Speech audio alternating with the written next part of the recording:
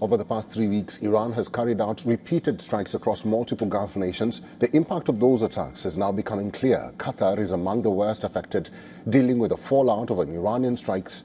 The attacks have disrupted operations at its major natural gas facilities, forcing production shutdowns at key sites.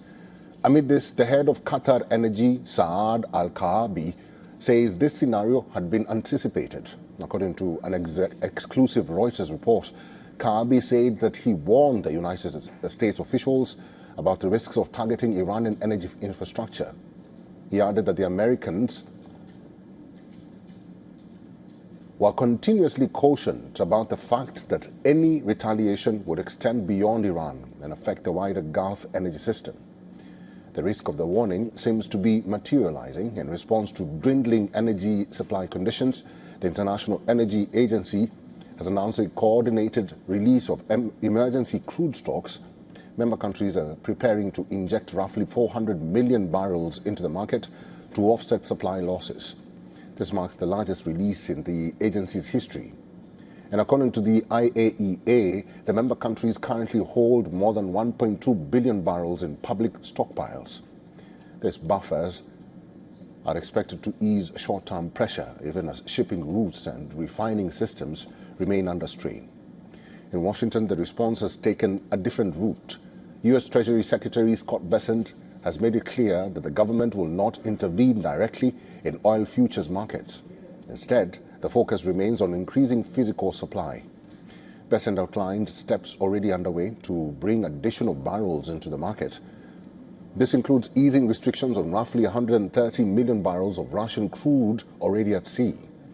This, along with about 140 million barrels of Iranian oil held in floating storage. Together, this could add around 260 million barrels to global supply. The approach reflects a shift in strategy. The U.S. had previously discouraged countries, including India, from purchasing Russian oil, but it is now facilitating the movement of those same barrels to stabilize markets. Iranian officials have criticized this change. Tehran argues that Washington is reversing its earlier stance under pressure from wartime conditions. The Indians had been very good actors. We had asked them to stop buying sanctioned Russian oil this fall. They did. They were going to substitute it with U.S. oil. But to ease the temporary gap of oil around the world, we have given them permission to accept the Russian oil. We may unsanction other Russian oil. Meanwhile, China reportedly appears to be in a more stable position compared to other major importers. According to reports, Beijing is less exposed to immediate shocks from disruptions in the Strait of Hormuz. What it is to be noted is that China heavily relies on Iranian oil. So what's the secret? Reports suggest that this is largely due to long-term planning.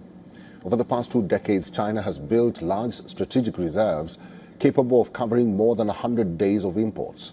China has also invested in refining capacity, storage infrastructure, and transport flexibility. These measures allow it to adjust crude sourcing and processing more quickly than many other large importers.